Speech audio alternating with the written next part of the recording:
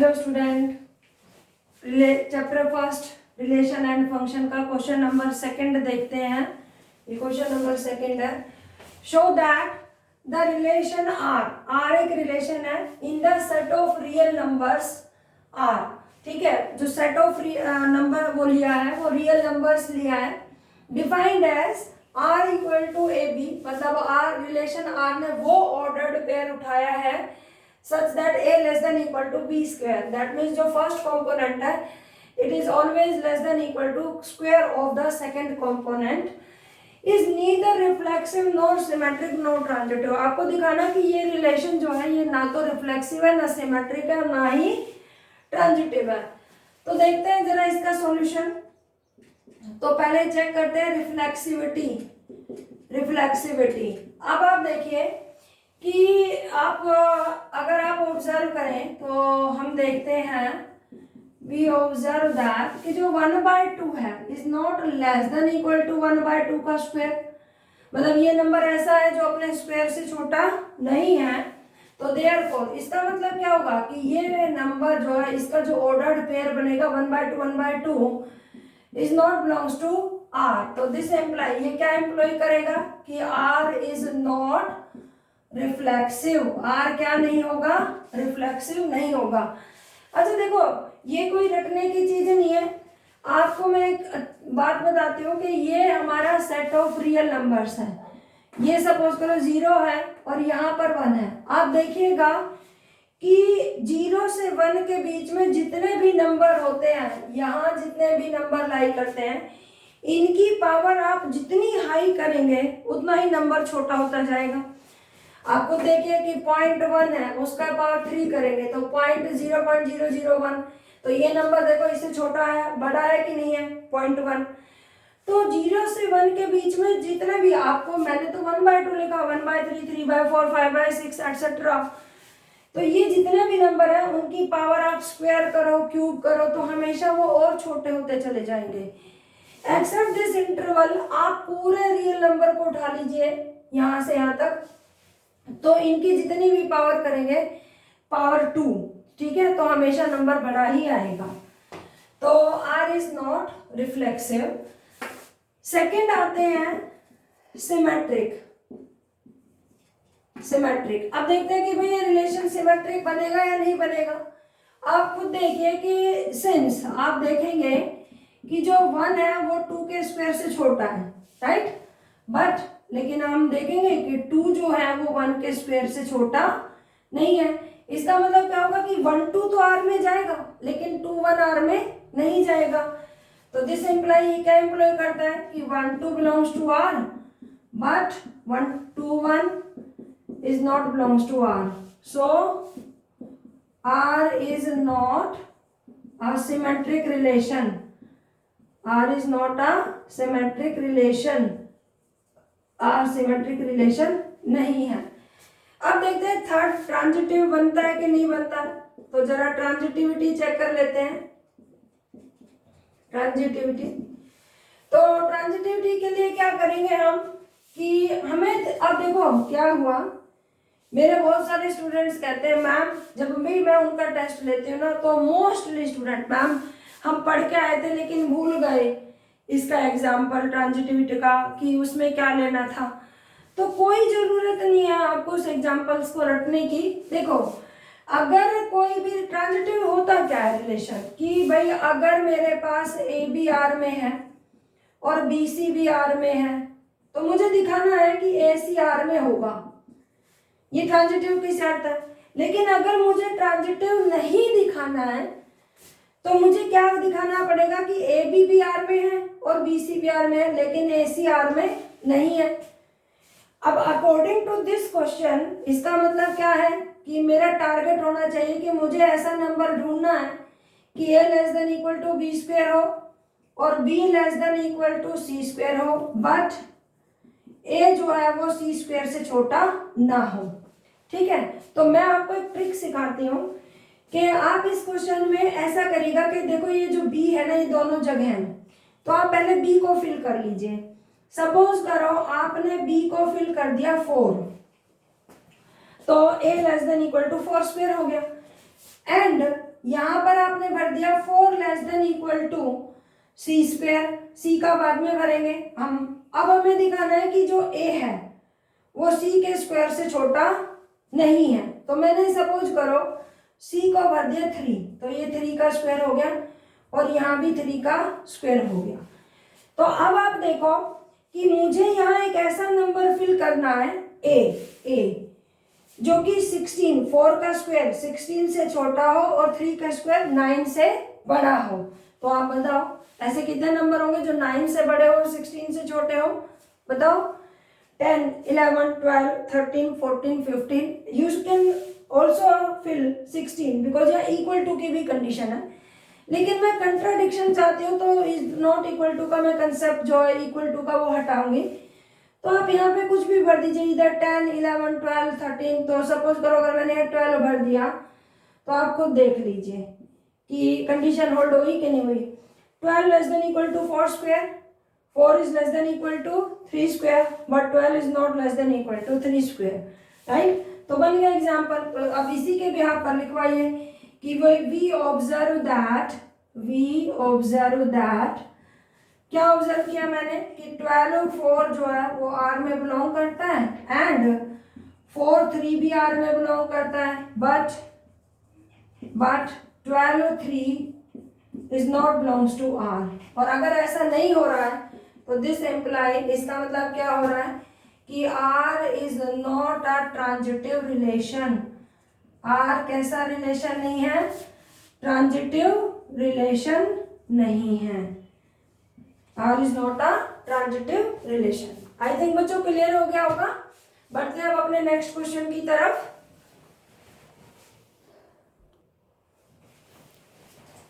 देखते हैं question number 3 की तरफ। क्वेश्चन नंबर 3 है check whether the relation R. आपको चेक करना है कि जो ये रिलेशन आर है डिफाइंड इन द सेट लिया है मैंने 1 2 3 4 5 6 as R is equal to A B such that b is equal to a plus 1 is a reflexive, symmetric और ट्रांजिटिव। आपको चेक करना है कि ये रिलेशन रिफ्लेक्सिव, सिमेट्रिक और ट्रांजिटिव होगा कि नहीं होगा। तो सबसे पहले देखो, मैं पहले ही बता चुकी हूँ आप लोगों को सॉल्यूशन कि सबसे पहले हम अपना r सेट करेंगे। तो r के अंदर अगर आप ध्यान से देखेंगे कि a b, तो जो सेकंड कंपोनेंट है ना b इज इक्वल टू किसके इक्वल है? a प्लस 1 के। तो मैं इस ऑर्डर्ड पेयर में से b को ही हटा देती हूँ कि a और a plus 1, where a is coming from this set. If this set is a तो हम लिख देंगे कि where a is coming from set a, right. तो अब जरा इस रिलेशन को रोस्टर फॉर्म में लिखवाइए।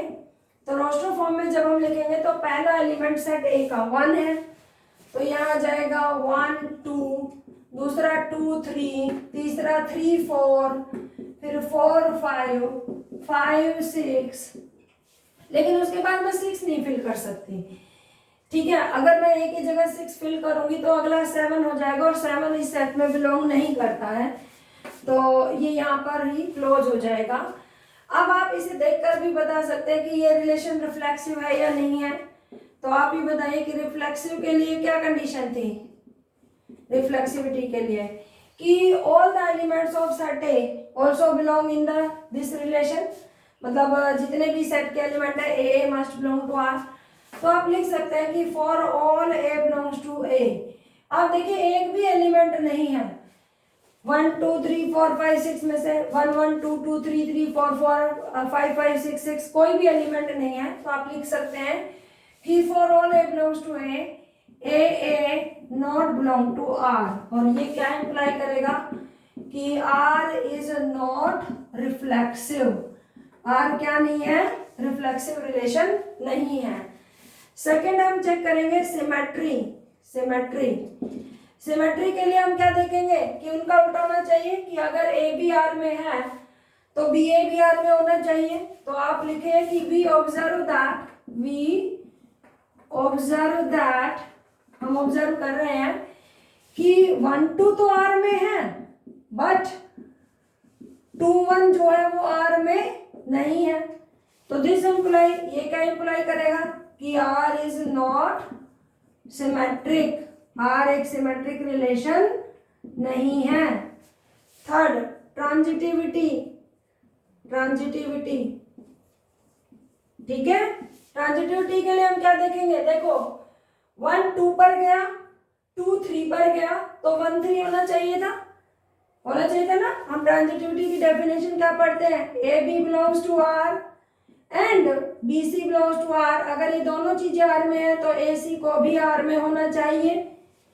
तो इसका मतलब फिर से हम लिखेंगे कि वी ऑब्जर्व दैट, हमने ऑब्जर्व किया, वी ऑब्जर्व दैट के 1 2 belong to R and 2 3 also belongs to R, but 1 3 is not belongs to R. So this implies the transitivity has gone. तो इसका मतलब क्या है कि R is not a transitive relation. R is not a transitive relation. तो देखिए आप इस रिलेशन को देखते हैं तो ये रिलेशन ना तो रिफ्लेक्सिव बना, ना सिमेट्रिक बना, ना ही ट्रांजिटिविटी बना। ओके, नेक्स्ट क्वेश्चन की तरफ चलते हैं। बढ़ते हैं क्वेश्चन नंबर 4 की तरफ। Show that the relation R एक रिलेशन है इन कैपिटल इन आर ये सेट को रियल नंबर्स को रिप्रेजेंट करता है, defined as R equal to वो ordered pair such that A less than equal to B. That means जो first component है वो सेकंड कंपोनेंट से हमेशा या तो लेस देन रहे या इक्वल टू रहे। तो अगर आर इस तरह के ऑर्डर्ड पेयर को उठाता है तो आपको बताना है कि क्या ये जो रिलेशन है ये रिफ्लेक्सिव एंड शो करना होगा, रिफ्लेक्सिव होगा और ट्रांजिटिव होगा लेकिन सिमेट्रिक नहीं होगा, ये आपको प्रूव करना है। तो देखते हैं इसका प्रूफ। तो आप लिखेंगे रिफ्लेक्सिविटी, तो रिफ्लेक्सिविटी के लिए आप लिखेंगे कि कहते हैं कि for any A belongs to R, कोई भी ए जो आर में रियल नंबर्स में बिलोंग करता है, ठीक है, ए जो होता है, सॉरी ए नहीं, ए less than equal to A. आप ये देखिए कि वो नंबर हमेशा, यहाँ पर लेस देन का तो कोई सवाल ही नहीं उठता, ए हमेशा ए के इक्वल ही होगा। तो इसमें इक्वल टू की कंडीशन ऐड है तो इसलिए हम ऐसा लिख पा रहे हैं कि for any A belongs to R A less than equal to A. तो इसका मतलब ये क्या एम्प्लॉय करेगा कि ए बिलोंग्स टू आर, तो देयरफॉर आर इज रिफ्लेक्सिव। ठीक है, इसका मतलब जितने भी रियल नंबर्स है वो खुद से खुद पर मैप हो जाएंगे इक्वलिटी की कंडीशन के बिहाफ पर। नेक्स्ट सिमेट्रिसिटी, सिमेट्रिक चेक करेंगे सिमेट्रिक। तो सिमेट्रिक के लिए देखो कोई भी, अब जब कोई चीज सिमेट्रिक नहीं दिखानी है तो उसके लिए कंट्राडिक्शन का कोई एग्जांपल मारो जिस पर वो होल्ड नहीं करता है। तो आप लिखो कि वी ऑब्जर्व दैट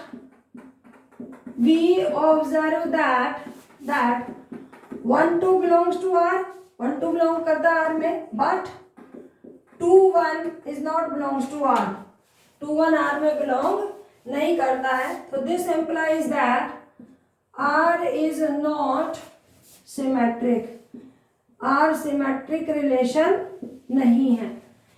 थर्ड देखिए ट्रांजिटिविटी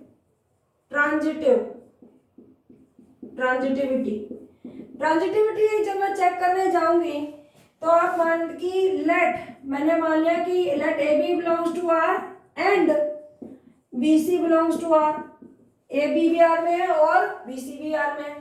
इसका मतलब ये किस कंडीशन को होल्ड करता है, A less than equal to B and B less than equal to C. तो दिस ऑल्सो इम्प्लाई अगर A less than equal to B और B less than equal to C है तो A definitely A less than equal to C होगा। और अगर A less than equal to C है तो इसका मतलब ए सी किस में आ जाएगा, आर में। So R is a transitive relation. R कैसा रिलेशन बनेगा, ट्रांजिटिव रिलेशन। ओके, तो हमने प्रूव कर दिया कि ये रिलेशन रिफ्लेक्सिव है, ट्रांजिटिव है, बट सिमेट्रिक नहीं है। बढ़ते हैं क्वेश्चन नंबर 5 की तरफ। Check whether the relation R, आपको रिलेशन आर को चेक करना है। सेट क्या लिया है, real numbers, defined by R is equal to वो A B such that A less than equal to b q. Is reflexive, symmetric और transitive. आपको चेक करना है कि ये रिलेशन रिफ्लेक्सिव बनेगा कि नहीं बनेगा, सिमेट्रिक बनेगा कि नहीं बनेगा और ट्रांजिटिव बनेगा कि नहीं बनेगा। तो सबसे पहले हम अपना चेक करते हैं रिफ्लेक्सिविटी। तो रिफ्लेक्सिविटी के लिए देखो, आप देखिए कि वी ऑब्जर्व दैट मैं पहले सिखा चुकी हूँ क्वेश्चन नंबर 2, अगर आपने देखा हो तो उसमें मैंने दिखाया था कि 0 से 1 के बीच में आप जितने भी नंबर लेंगे उनकी जितनी हायर पावर करेंगे उतना ही नंबर छोटा होता चला जाएगा, राइट। तो ढेर सारे एग्जांपल्स है हमारे पास रखने के लिए, मैं उनमें से कोई भी एक रख लेती हूँ। वी ऑब्जर्व दैट के 1/2 is not less than equal to 1/2 का क्यूब, राइट। तो इसका मतलब देयरफॉर, इसका मतलब 1/2 तो आर में आएगा ही नहीं। तो ये क्या इंप्लॉय करेगा, this imply R is not reflexive. R क्या नहीं होगा, रिफ्लेक्सिव नहीं होगा, ठीक। सेकंड पार्ट पे आते हैं, सिमेट्री के लिए हम क्या करेंगे कि देखो वी अगेन लिख दीजिए कि we observe that 1 less than equal to 2 cube but 2 is not less than equal to 1 cube. इसका मतलब क्या हुआ, देयरफॉर इसका मतलब क्या है कि 1 2 तो आर में बिलोंग करता है लेकिन 2 1 आर में बिलोंग नहीं करता है। तो ये क्या इंप्लाई करेगा कि R is not a symmetric relation. R कैसा रिलेशन नहीं है, सिमेट्रिक रिलेशन। थर्ड पे आते हैं ट्रांजिटिविटी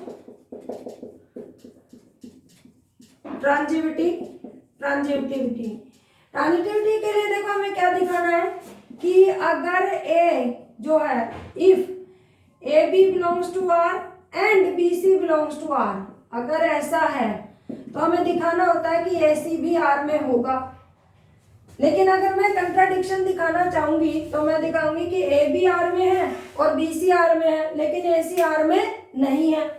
उसके लिए हम क्या करेंगे, ए बी अगर आर में आया होगा तो मुझे दिखाना पड़ेगा कि ए लेस देन, ओके, यहाँ पता नहीं इक्वल टू है, A less than equal to B cube है और B less than equal to C cube है, लेकिन ए जो है वो सी क्यूब से छोटा है या इक्वल नहीं है।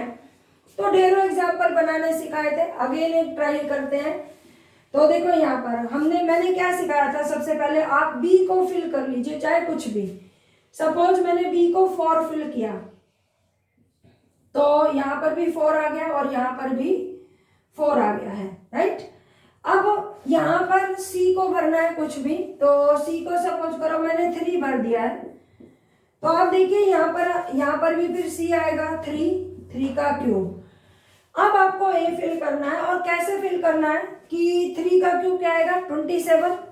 इसका मतलब जो ए है वो 27 से छोटा नहीं है, मतलब आपको ऐसा नंबर भरना है कि जो 27 से बड़ा हो, और 4 का क्यूब कितना होता है 64, तो 64 से छोटा हो और 27 से बड़ा हो। तो आप बताओ कितने रियल नंबर्स भर सकते हैं जो 27 से बड़े होंगे और 60 से, ये देखो मैं लिख देती हूँ, 27 से बड़ा और 64 से छोटा। तो आपके पास दुनिया भर के नंबर है भरने के लिए, तो आप कुछ भी भर दीजिए। यहाँ पर आप 32 भर दीजिए, तो यहाँ पर 32 भर दिया मैंने, राइट। तो आपके पास चॉइस है, तो आप इसी को ही यहाँ पर बना दीजिए कि we observe that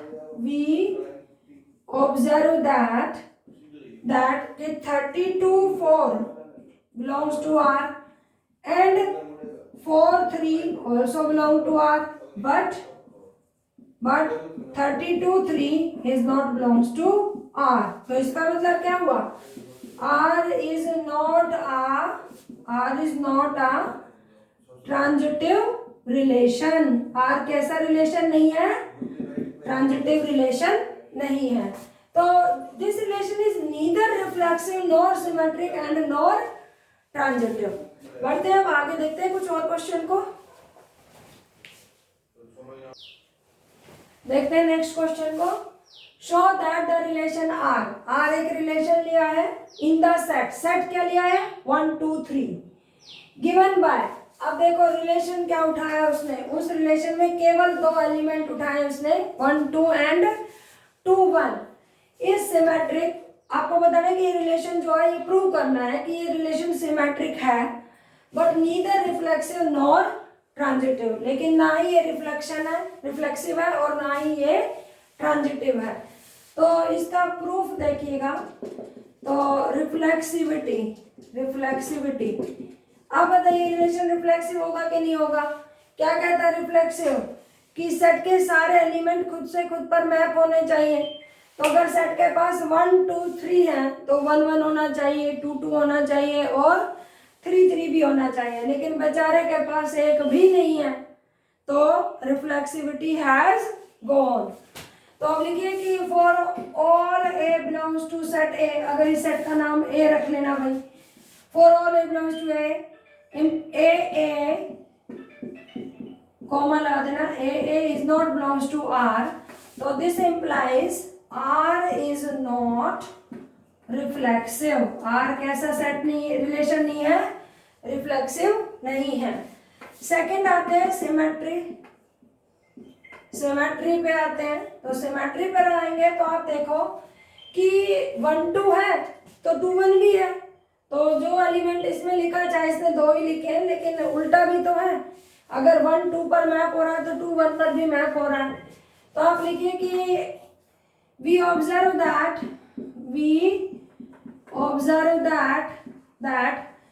if AB belongs to R, then BA also belongs to R. तो this imply R is a, इसका मतलब R कैसा रिलेशन है, R is a symmetric relation. R कैसा रिलेशन है, सिमेट्रिक रिलेशन है। थर्ड देखते हैं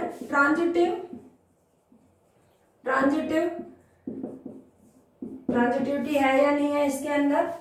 तो अब देखो 1 2 पर गया, 2 1 पर गया, तो 1 1 भी तो आना चाहिए था, ठीक है। तो we observe that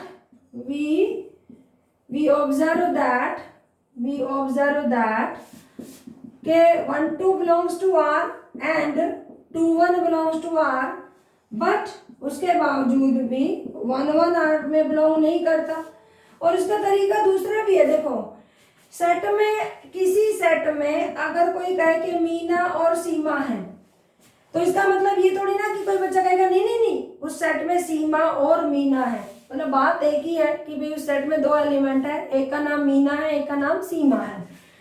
तो इस सेट में बहुत बच्चे बस ऐसे ही पढ़ते हैं कि 1 2 पर गया, 2 1 पर गया, तो 1 1 होना चाहिए। अगर ये एलिमेंट आगे लिखा होता 2 1, तो आप देखते कि भाई 2 1 R में है और 1 2 R में है, तो 2 2 भी तो होना चाहिए था, ठीक है। तो इसका मतलब इसके पास कोई भी नहीं है, ना 1 1 है, not belong to R, and 2 2 also not belong to R। खैर आप इतना लिख देंगे तो भी बहुत है, मैंने ये समझाने के लिए एक्स्ट्रा लिख दिया है, ठीक है। And 2 2 not belong to R, तो देयरफॉर इसका मतलब R is not a transitive relation. R कैसा रिलेशन नहीं है, ट्रांजिटिव। तो भाई बात सही है कि ये रिलेशन ना तो रिफ्लेक्सिव बना ना ट्रांजिटिव बना, बट सिमेट्रिसिटी में ये पास हो गया है, ठीक है। तो नेक्स्ट क्वेश्चन देखते हैं, क्वेश्चन नंबर 7 की तरफ देखते हैं। देखो क्वेश्चन नंबर 7 को मैंने शॉर्टकट में लिखा है। क्या दिया हुआ था उसमें, एक सेट गिवन था, set of all the books in a library of a college. तो देखो एक कॉलेज है, उसकी लाइब्रेरी में जितनी भी बुक है उन सब की कलेक्शन है, उसने एक सेट ए ले लिया और उस रिलेशन के अंदर वो एक्स वाई, वो बुक्स का पेयर उठाया है such that x and why have same number of pages. तो अगर वो इस तरह के ऑर्डर्ड पेयर बनाता है, ठीक है, और उसे रिलेशन में रखता है, तो आपको बताना है कि ये रिलेशन इक्विवेलेंस रिलेशन है या नहीं है। तो इक्विवेलेंस रिलेशन कौन सा होता है, a relation which is reflexive, जो रिलेशन क्या हो, रिफ्लेक्सिव भी हो, सिमेट्रिक भी हो और ट्रांजिटिव भी हो। तो जो ये तीनों होता है वो रिलेशन कैसा बनता है, इक्विवेलेंस रिलेशन। आपको चेक करना है कि ये रिलेशन इक्विवेलेंस रिलेशन बनेगा कि नहीं बनेगा। तो इसका प्रूफ देखते हैं। देखिए कि सबसे पहले हम रिफ्लेक्सिविटी चेक करते हैं। रिफ्लेक्सिविटी आप लिखो कि फॉर एनी बुक एक्स, मैंने एक बुक उठा लिया एक्स, ठीक है। For any book x belongs to A, we observe that, वैसे तो क्या ऑब्जर्व करना है इसमें, वी ऑब्जर्व दैट के x and x have same number of pages, मतलब जब बुक ही एक है तो एक्स एंड एक्स, मतलब जैसे आपके पास सपोज करिए दो बुक्स, जैसे आर डी शर्मा हमने रख ली, या एनसीईआरटी की दो बुक्स ले ली, तो आप ही बताइए कि उनके अंदर सेम नंबर ऑफ पेजेस रहेंगे कि नहीं रहेंगे। तो x and x have same number of pages, तो देयरफॉर इसका मतलब एक्स एक्स का ऑर्डर्ड पेयर बनेगा और वो रिलेशन आर में लाई करेगा। तो x x belongs to R, तो दिस एम्प्लाइज, इसका मतलब सारे जो जितनी भी बुक्स हैं वो खुद से खुद पर मैप हो जाएंगी। तो इसका मतलब क्या होगा कि R is R reflexive relation. R कैसा रिलेशन है? रिफ्लेक्सिव रिलेशन है। अब चेक करते हैं कि क्या ये रिलेशन सिमेट्रिक होगा कि नहीं होगा। तो सेकंड नंबर पे सिमेट्रिक चेक करते हैं। सिमेट्रिक, तो सिमेट्रिक के लिए मैं पहले लेकर चलती हूँ कि let x y belong to R. इसका मतलब ये जो पेयर है ये ऑलरेडी आर में है, तो अगर ये आर में गया तो किस बिहाफ पर गया होगा कि x and why have same number of pages, this imply, इसका मतलब क्या है कि y and x have same number of pages also, और अगर y और x के सेम नंबर ऑफ पेजेस हैं तो इस बिहाफ पर y x भी किस में चला जाएगा? r में चला जाएगा। तो इसका मतलब हम लेकर चले थे कि x y r में है और हमने दिखा दिया कि y x भी r में है, तो ये क्या इम्प्लाई करेगा? सो r is a symmetric relation. r कैसा रिलेशन होगा? Symmetric relation. अब हम थर्ड पे आते हैं, ट्रांजिटिविटी। तो बताइए कि क्या ये रिलेशन ट्रांजिटिव होगा? तो हम लेकर चलेंगे कि let x y belongs to R and y z belongs to R. हम ऑलरेडी लेकर चले हैं कि एक्स वाई आर में है और वाई जेड भी आर में है, तो ये क्या एम्प्लॉय करेगा कि x and why have same number of pages, right, कि एक्स और वाई में सेम नंबर ऑफ पेजेस है, एंड वाई जेड भी तो आर में है, तो यहां से ये क्या करेगा कि y and z have same number of pages, तो आप बताइए कि ये कहता है एक्स और वाई में सेम नंबर ऑफ पेजेस है, ये कह रहा है कि y और z में सेम नंबर ऑफ पेजेस है, तो y दोनों में आ रहा है ना, तो जितने y के पास पेजेस है उतने ही x के पास है, और यहाँ से जितने y के पास पेजेस है उतने ही z के पास पेजेस है। तो इसका मतलब क्या हुआ कि x and z have same number of pages, और अगर x और z same number of pages रखते हैं तो इसका मतलब क्या होगा कि x z भी r में पहुंच जाएगा।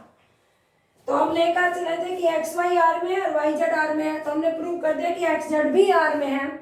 इसका मतलब आर कैसा रिलेशन है? ट्रांजिटिव। तो ये रिलेशन रिफ्लेक्सिव भी है, सिमेट्रिक भी है, ट्रांजिटिव भी है। तो जो ये तीनों बनता है उसका नाम क्या हो जाता है? Equivalence relation. तो ये रिलेशन का नाम क्या पड़ गया? Equivalence relation. ठीक है, आई थिंक क्लियर हो गया होगा। नेक्स्ट क्वेश्चन की तरफ चलते हैं। ओके, नेक्स्ट क्वेश्चन देखते हैं। Show that the relation R in the set A set दिया हुआ 1 2 3 4 5, तो इस सेट के ऊपर एक रिलेशन इस टाइप से डिफाइन किया हुआ है कि वो ordered pair A B such that के mod of A minus B हमेशा क्या आए? इवन आए।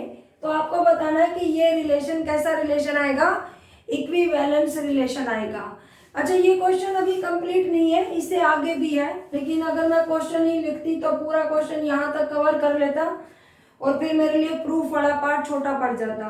तो इस क्वेश्चन को मैं 2 पार्ट में समझाऊंगी। पहले मैं प्रूव करूंगी कि ये रिलेशन इक्विवेलेंस रिलेशन है, आफ्टर दैट इसके रिमेनिंग पार्ट को प्रूव करेंगे। तो देखो बच्चों की रिलेशन आर को किस तरह से डिफाइन किया गया है, वो ऑर्डर्ड पेयर उठाए गए हैं कि mod of A minus B हमेशा कैसा आए, इवन आए। तो इक्विवेलेंस के लिए पहले मैं क्या दिखाऊंगी, रिफ्लेक्सिविटी, कि ये रिलेशन रिफ्लेक्सिव है कि नहीं है। तो अब हम लिखेंगे कि for any A belongs to A, आप ही बताओ कि mod of A minus A क्या आएगा, 0। और 0 कैसा नंबर होता है, विच इज इवन। ये कैसा नंबर है, इवन है। तो इसका मतलब जो भी एलिमेंट सेट ए का उठाएंगे उसका खुद के साथ खुद का डिफरेंस 0 आएगा। और 0 कैसा नंबर होता है, इवन। तो इसका मतलब क्या होगा, विच इज इवन। तो दिस एम्प्लाई ये क्या करेगा कि ए जो है वो आर में जाएगा, for all A belongs to A. इसका मतलब आर क्या हो जाएगा, आर इज रिफ्लेक्सिव। अब हम सेकंड चेक करेंगे कि ये रिलेशन सिमेट्रिक होगा कि नहीं होगा। सिमेट्रिक के लिए मैं पहले ही मानकर चलूंगी कि let a B belongs to R, a b जो है वो आर में है। अगर ए बी आर में आया है तो दिस एम्प्लॉइज किस बिहाफ पर आया होगा, कि mod of A minus b is even. अब देखो अगर हमारे पास 2 नंबर का डिफरेंस, जैसे मान लेते हैं कि 4 इवन नंबर है, तो सब देखो मैं सिखाती हूँ, ए माइनस बी इवन कह रहे हैं आप, तो ए माइनस बी के अंदर मैंने नेगेटिव कॉमन ले लिया और बी पॉजिटिव हो गया, तो ये हो गया, मतलब ये नंबर इसके इक्वल आ गया। अब मैं इसको 2 पार्ट में लिख सकती हूँ, -1 अलग से और मोड बी माइनस ए का अलग कर दिया मैंने, राइट। तो यहाँ पर ये -1 का मोड प्लस का हो गया, तो मोड ऑफ बी माइनस ए। और दूसरा आपको पता ही है कि 4 का मोड -4 के मोड के इक्वल होता है।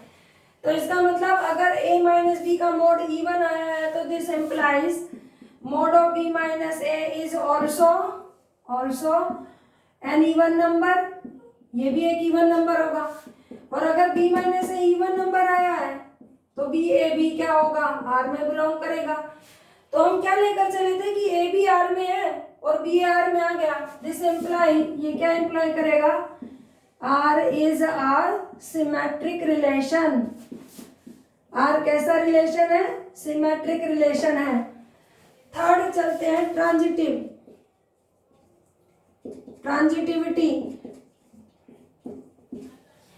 अब ट्रांजिटिविटी में क्या होगा कि माना late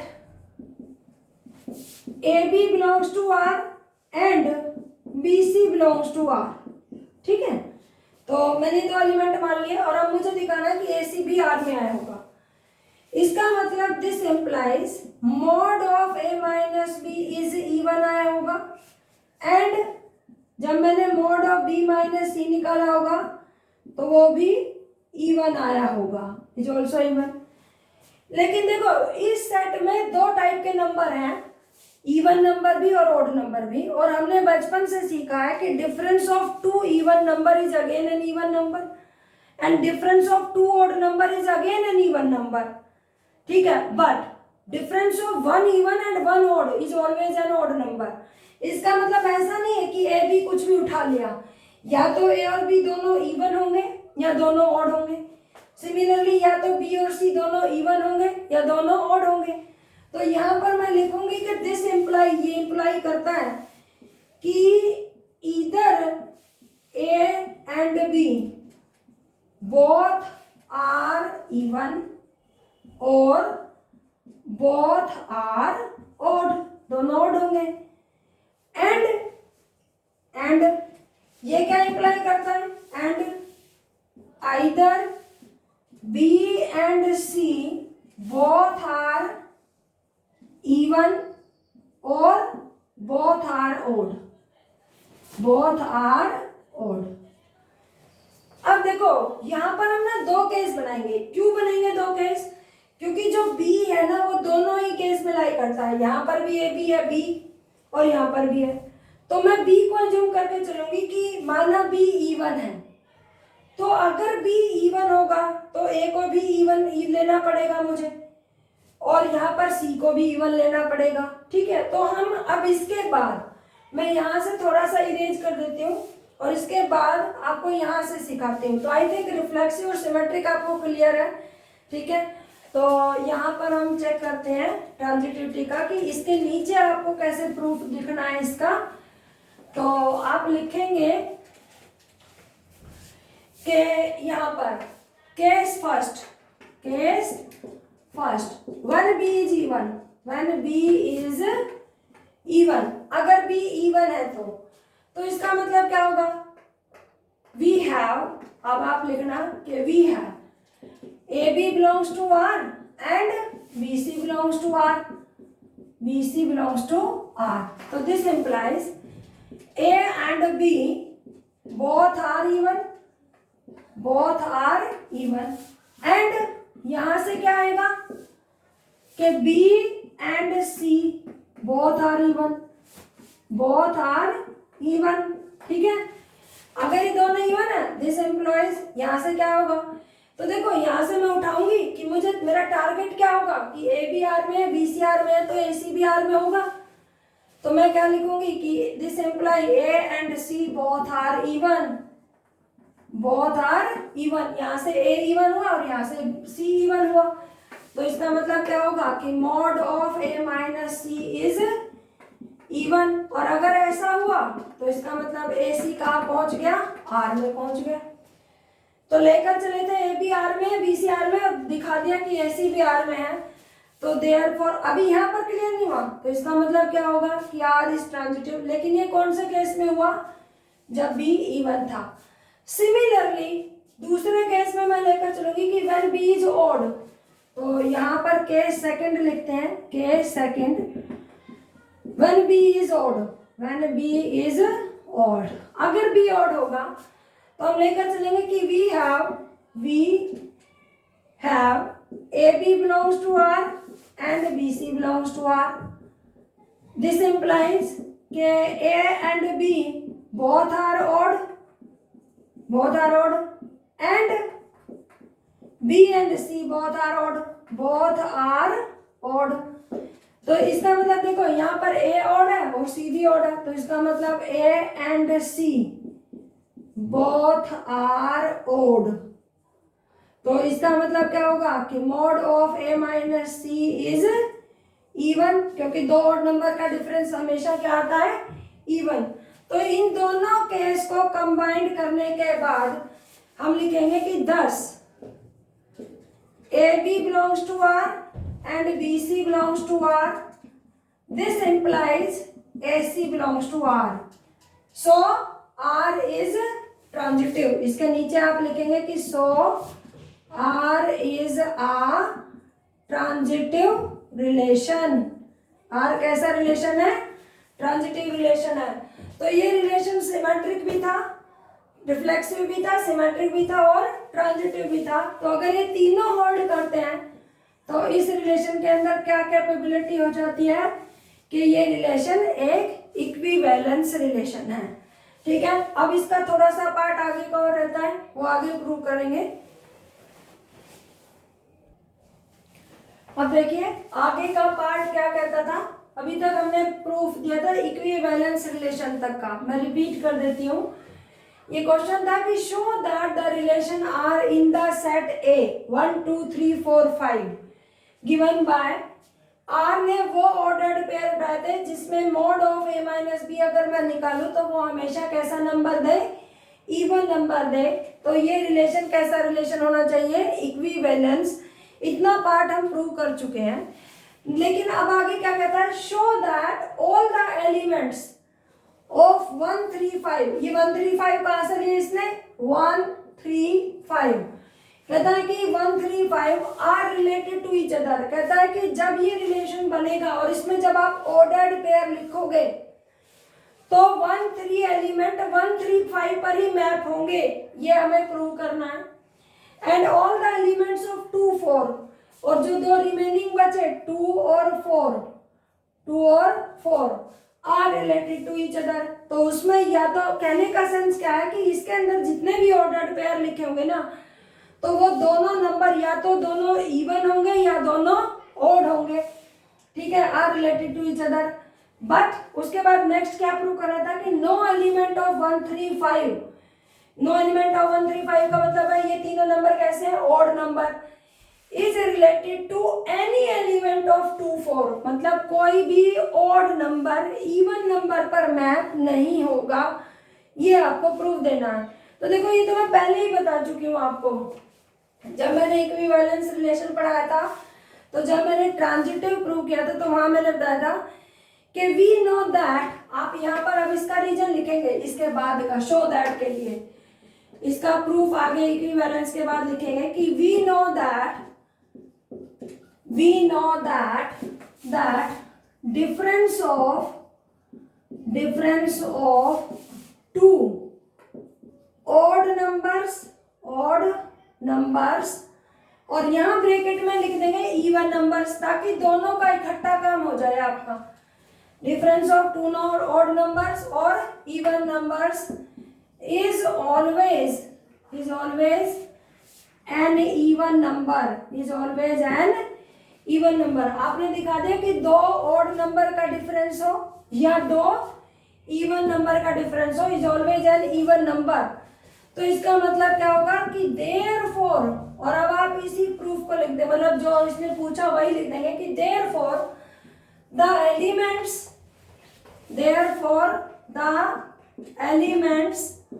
135, the elements of 135 are related to each other, ठीक है, 135 related to each other and the elements 24 is also related to each other, but we know that difference of